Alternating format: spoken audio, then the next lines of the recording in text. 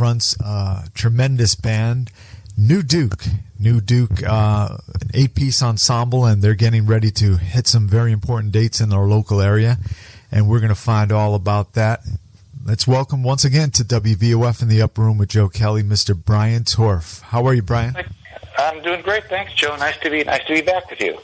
You're always, challenging yourself with all kinds of projects, and the New Duke. When was the genesis for this for you to take it on? Well, yeah, this really started, Joe, in 2011. My associate at Fairfield University, Dr. Laura Nash, got a grant from the National Endowment of the Humanities to do a 2-week symposium on the life of Duke Ellington. And it was for teachers who qualified K through 12 throughout the country. And so we had a discussion, and I said, it'd be great to have some music, but you can't really duplicate Duke Ellington. I mean, that's a one-of-a-kind thing, and all those musicians each had their own distinctive sound. But I said, what about the idea of taking Duke's music in a more modern direction and doing new things with it? So Laura liked that idea, and so we formed a 7-piece band, 4 horn players and a rhythm section. And basically we kind of did, Duke with new, more modern feels, with funk feels, with, reggae, with all kinds of crazy stuff. And it went over very well. And so I thought, okay, well, that's great. That was fun. Maybe as a one-time thing. And then she got the grant again in 2014. And this time we added a vocalist, a marvelous singer named Daryl Tukes, who's our singer in the band. And now we started to kind of move in a different direction, more of like mashups. And so we were kind of now taking Duke's music and putting it with more modern types of artists. Duke Ellington with Jimi Hendrix, something like that. And so I really was attracted to going further with that. And so here we are now in 2015 and doing these concerts, and it's been a lot of fun. Now, you mentioned all the mashups and bringing in different kinds of sounds. What were some of the songs you personally brought to the band and decided to mix into the New Duke music? Well, one thing is, like, for example, there's I Love Cream. So we do a song of Cream called I Feel Free. A lot of people know that. But then we segue right into a Duke Ellington tune called Rock Skippin' at the Blue Note. Okay. And then from that, we go into Pharrell Williams' Happy. Oh, yeah. And so it's just kind of like hopefully seamlessly we go from one thing to another. And it all works, because all these songs are about joy. And I think what this does is, in addition to the fact that we enjoy playing it, it helps a younger audience kind of understand that Duke Ellington isn't just a relic and that his music is still relevant and influences and connects to modern tunes. So it really is it's a concept that the band's working on. Brian Torff is our special guest here on WVOF, and we must mention the upcoming big dates. Beginning of December, he'll be playing with New Duke, 7:30 p.m. December 3rd. That's a Thursday night at the Fairfield Theater, Stage 1, 70 Sanford Street, right in Fairfield, Connecticut. And I'll pass the phone number to our listeners, 203-259-1036, and the website, fairfieldtheater.org, THEATRE.org. And what's it going to be like playing in a space like that? Well, the Stage 1 is a great space because it's a very intimate one, and it's acoustically very good. And plus, they do a really great job with the sound. So I've played there a number of times with various groups, and that should be a really good sound for us in there. I think that concert starts at 7:45, okay. Joe, give or take. And so in the Fairfield Theater, we should really be able to be up close to the audience. It's a very, very kind of personal kind of space to play in, which is really great. Now, the following night, Friday, December 4th, that's when we play at Sprague Hall, and that's a little bit bigger, and that show is going to start at 7:30. So we've got 2 shows in very, very different spaces. Yeah, it's going to be exciting, and our listeners can take a tour of New Duke's website, newdukemusic.com. And we got to get into some of the music that I'm sure you guys will be playing on both nights and continue to expand on that. So we'll get, I don't know if I'm pronouncing this right, but it's Ahmad or Ahmad? Ahmad, you're okay. Right. Ahmad is a Duke Ellington piece from the Far East Suite. And what I had was my son, Jared Torff, went through the Fairfield school system, and he went to McGill as a jazz major, and now he does a lot of his own projects and hip-hop kind of jazz fusion kind of thing. And so I had Jared put together a drum track and said, okay, what we're going to do is we're going to play along with this drum track.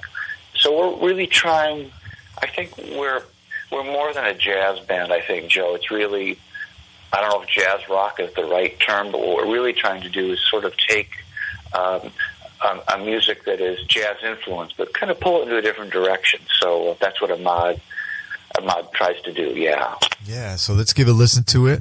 And Jared, we remember Jared stopping by the show a few years back.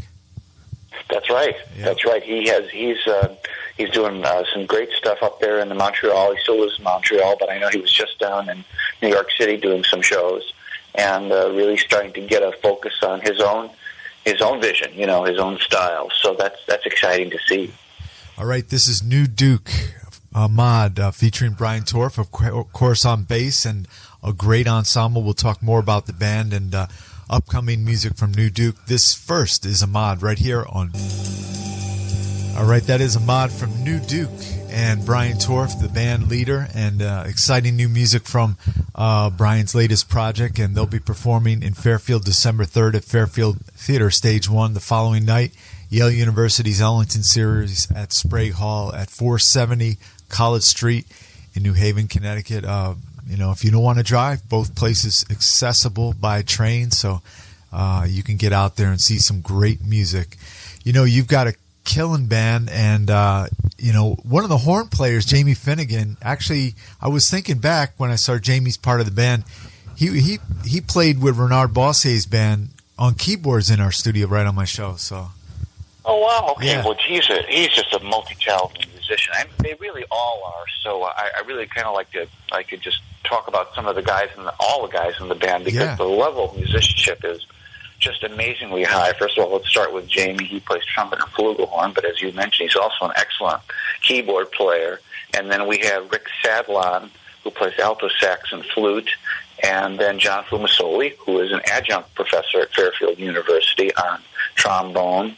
And then we also have Steve Moran in the horn section. He plays tenor, Barry, soprano, and saxophone and clarinet. So there you've got four extremely strong horn players. And then, as I mentioned earlier on, our vocalist Daryl Tukes, just a great singer who tours all over the world and has been, backup singer to people like Sting, but then also has his own albums out. And then we have in the rhythm section Dave Childs, plays keyboard, piano, and organ, and then myself on bass, of course. And then our newest member is Greg Burrows, who is our drummer and just doing a wonderful job. So I'm really lucky, Joe. I'm really lucky to be playing with great musicians, great music educators, and also just terrific people. So it's a wonderful band. Yeah, and you can see all the music at newdukemusic.com. And we should also mention Don Mulvaney, your great friend who passed away recently, was a big part of the New Duke project, and so his memory lives on on the website too. Yes, it does. We had to go through tragedy, and it was a heartbreaking thing. But Don was our original drummer and also taught drums at Fairfield University for a number of years.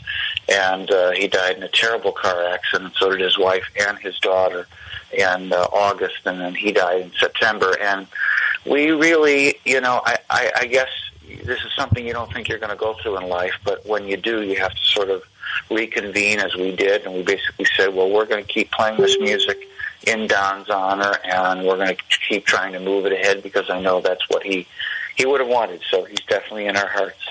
Yeah, so thanks, Don, for the contributions on this new Duke. And, we should point also, the website has a great video to the song we're going to play next, Rockin' in Rhythm. You guys look sharp. Duke Ellington would be really proud of you guys looking sharp up there playing. Well, thanks. Duke was so progressive. See, that's the thing is Duke tried all kinds of things. He was very experimental, and he never was rigid or bound by categories. And I think that's a really important thing, Joe, in music is that, to be quite honest with you, I love jazz. It's been my life for over 40 years, but there are a lot of purists in the music who try to define or contain it and say it's this, but it's not that. I don't think that's what Duke did. I think Duke was constantly bringing in influences from all over the world, and he never had a cut-and-dried definition for his music. And, Joe, to be honest with you, I'm from Chicago. I grew up on rock and blues in the late 60s and early 70s, so my influences were the three most powerful ones for me were the Beatles, James Brown, and Blood, Sweat, and Tears. And then there are hosts of others, too, of course. Right. But all those were musicians who combined a lot of different angles to make up their work. And so to me, I've never been a purist, even though I have played, in many different contexts. And that's what I want to do with New Duke's music is really try to bring back an older form, that horn band sound, right, of Blood, Sweat, and Tears or Tower Power Chicago, but use it in a different, more modern way. So we'll see. Yeah, this track, Rockin' in Rhythm, just swings, but, when you guys break in some of the look backs at the songs and, Jerry Lee Lewis and Little Elvis, right? Yeah, it's all in there. And, you say, hey, I know that little riff there, but, it's all done up New Duke style. So we'll give a listen to it right now from Brian Torff and New Duke. It's called Rockin' in Rhythm, and we're here at WVOF December 3rd, Thursday, just about 5 minutes away, 10 minutes by walk from the campus. They'll be at Fairfield Theater Stage 1 on Thursday night. This is Rockin' in Rhythm, Rockin' in Rhythm from Brian Torff's New Duke project and their website, newdukemusic.com. They're busy on tour and rehearsing. So what goes into rehearsing with that big of a band? 7-8 musicians, and how does that work when you get everybody together? Can you get everybody in one place? Oh, yeah. That's a great question, actually, because what we usually do is we will rehearse all together, and then we found it's been very good for us to break up into smaller groups. So, for example, in the past week or two, I've rehearsed just with the rhythm section, just 3 of us. I rehearsed the other night with just the 4 horn players, and then I have a rehearsal coming up with the vocalist and the piano player and myself. So I think what you want to do is you have a larger ensemble, you hear what the music sounds like, you get the basic shape, then you go into smaller rehearsals where you refine and kind of pick things apart, and then you put it all back together again. And that seems to work for us. Now, let me ask you this. I'm not a musician at all, and writing charts, is that tedious to do? Well, that's a great question. You have to love it. And I think I know that I do love it, but you have to be very patient, Joe, because there's so much revision that has to be done. Okay. It's not like I'm Mozart and it just comes out perfectly right off my pen. I have to rewrite lyrics over and over again. I have to rewrite the chords, the melodies. Everything is in a state of change and constant sort of observation. So I guess if I didn't love it, it would be tedious, and certainly there are certain aspects to it that are tedious. But, when you get it all done and you get 8 great musicians, I'll put 7 great musicians plus me. Yeah, together, sure. You're a little... You have them all play that music. Wow, that's... I no wonder why Duke Ellington loved to hear his band play his music, is because it's just such a thrill. So we don't play by ear. Okay, when I was a kid and I was playing in a rock band, we never read a sheet of music. We learned everything by ear. But that, to be honest with you, was kind of slow and tedious. But with a band like this, I don't want to waste anybody's time, so they come into the rehearsal room, and I put the charts in front of them, and we run it down. We go from one song to another, and then I take it home and I revise it. So it's something that I really, really love, and I guess Duke Ellington is kind of an inspiration, as is Frank Zappa. Both of them were great composers and arrangers, and I really admire that. Yeah, we're definitely looking forward to the upcoming music from New Duke. As hey, I'm sure you'll be just as surprised in some of the things you work out in rehearsal to take to the stage, right? Absolutely. There's always the unexpected in music, particularly music that's not pop music, that's extremely kind of figured out in advance. So it's going to change every night with the way people feel and the way they're playing that particular song, and the tempo and the ambiance of the hall. And of course, the solos are always different. So that's what's really exciting about, to me, this kind of music is there's a certain amount of arrangement that takes place, but then there's also the flexibility to take it to different places, and that's really a great thing. New Duke will be performing, let me remind our listeners, Thursday, December 3rd, 7:45 start at Fairfield Theater, Stage 1, 70 Sanford Street in Fairfield, Connecticut. Just right at the train station and walk right over there. You'll be right in there in a couple minutes. You can give them a call at 203-259-1036, fairfieldtheater.org. And the following evening, Friday night, on the campus of Yale University, the Ellington series at Sprague Hall, 470 College Street in New Haven.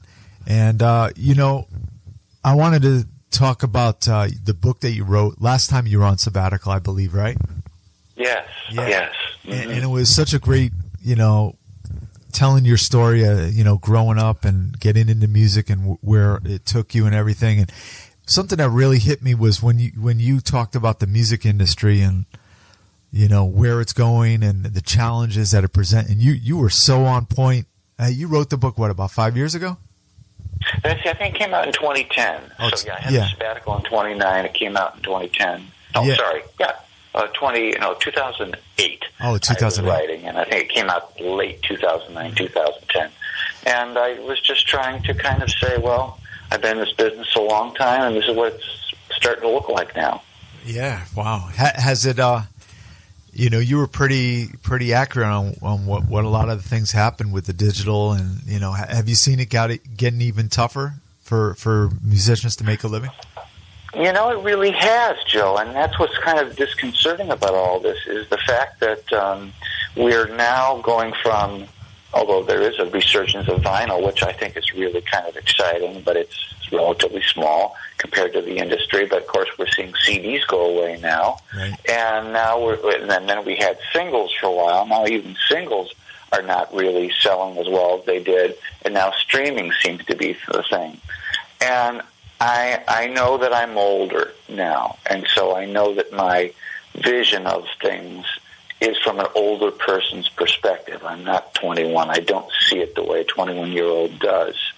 But I'm concerned because musicians are, number one, having a lot of trouble making any kind of money from their music, which means to sustain a difficult career has become even tougher than it was when I was in my 20s.